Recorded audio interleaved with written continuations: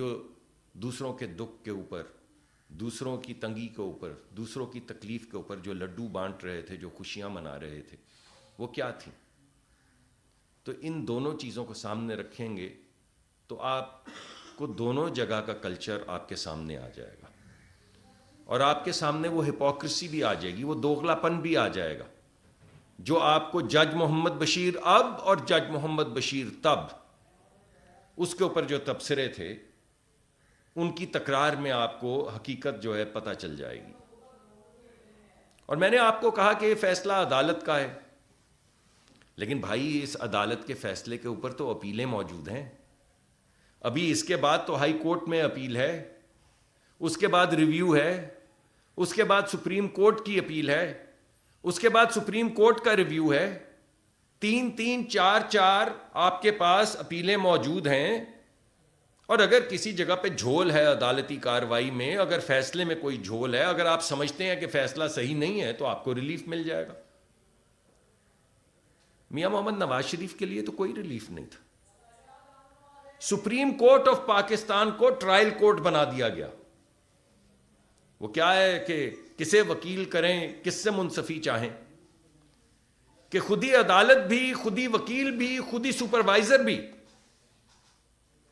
کیا حیرت کی بات ہے کہ پاکستان کی تاریخ میں سپریم کورٹ آف پاکستان کو ٹرائل کورٹ بنا دیا گیا اور سزا دے دی گئی جس کی اپیل کہاں کریں؟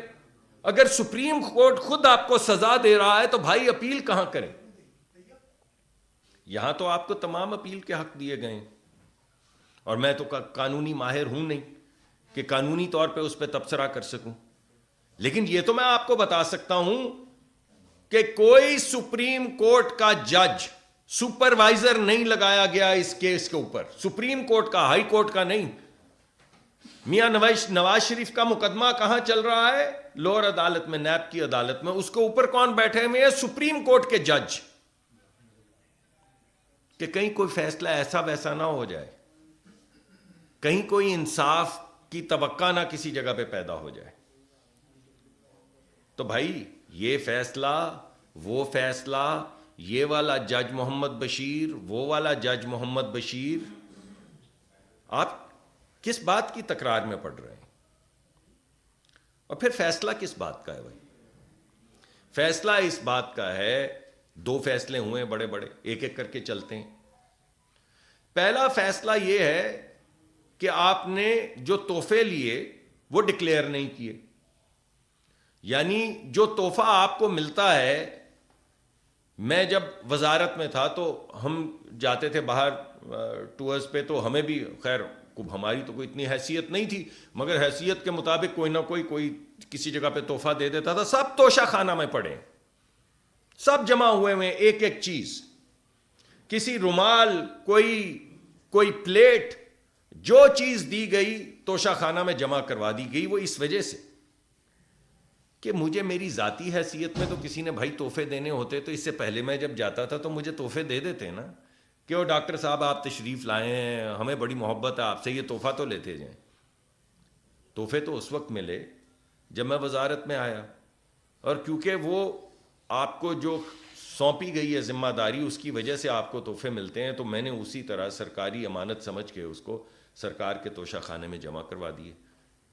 لیکن یہ کیا بات ہوئی کہ آپ نے ڈکلیئر ہی نہیں کیے؟ چلیں آپ کو کچھ حق دیا گیا خریدنے کا، آپ خرید سکتے ہیں اگر آپ کے پاس حق ہے، لیکن آپ نے تو جمع ہی نہیں کروائے تحفے۔ اور جو جمع کروائے، اب میں وہ بڑی گھڑی کی چھوٹی چھوٹی چیزوں کی تو کیا بات، آپ کا قیمتی وقت ہے، ضائع نہیں کروں گا۔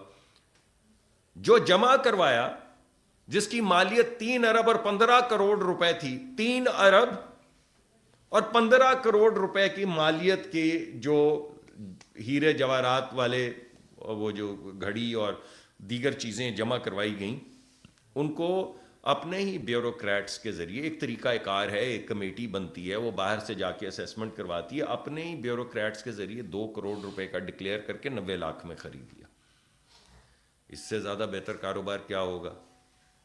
یعنی وزیر اعظم کو ہم تو اکثر ایک دوسرے کو مذاق میں کہتے ہیں کہ پتہ نہیں 1.5-2 لاکھ روپے تنخواہ ہوتی ہے وزیر کی، اور کوئی 1.5-2 لاکھ 2.5 لاکھ تنخواہ ہوتی ہے وزیر اعظم کی، تو وہ بھی کرتا ہوگا گزارا جیسے تیسے کر کے، لیکن 5 ہو گئی، اب وزیر اعظم کی 5 لاکھ ہو گئی ہے. لیکن آپ یہ سوچیں کہ یہ جو کاروائی ہے، 3 کروڑ 15 لاکھ روپے کی چیز، 3 ارب 15 کروڑ روپے کی چیز آپ کسی سے تحفے میں لیں. 3 ارب، ارب پتہ ہے کتنا ہوتا ہے؟ 100 کروڑ کا. 3 ارب 15 کروڑ روپے کی آپ زیورات لے کر ان کو ڈکلیئر کریں یہ 2 کروڑ کے ہیں، پھر 90 لاکھ میں خرید لیں، پھر 3 ارب یا 4 ارب میں بیچ دیں. ارے بھائی اس سے زیادہ بڑا بھلا کاروبار کیا ہوگا؟ اور آدھے ڈکلیئر کریں، آدھے ڈکلیئر بھی نہ کریں اور جتنے مرضی میں بیچ دیں.